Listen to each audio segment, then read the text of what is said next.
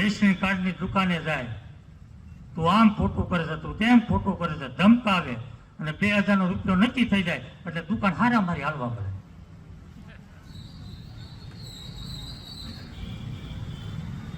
અરે કોઈ બેન વિધવા થઈ હોય, એના સગા સંબંધી મિત્રો એ બેનને એમ કે બેન તારે હવે કોઈ આધાર નથી, છોકરા ભણે છે, તારે ઘર ચલાવવાનું છે, અમે તને વ્યવસ્થા કરી આપીએ પૈસાની, તું 2 માળ લઈ લે, તારે ભાડાની આવક થઈ જાય, તારું ઘર ચાલે, તારા છોકરા ભણે. અને બેન 2 માળ લેતી હોય ને નથી 25,000 રૂપિયાની ઉઘરાણી કરી આવે. આવા હલકા લોકોને તમારે નથી દેવા છે,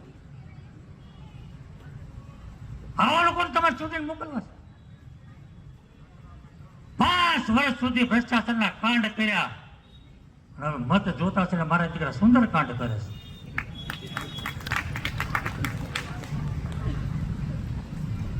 રંગ બદલતા કાછિંડાઓને તમારે ઓળખવા પડે.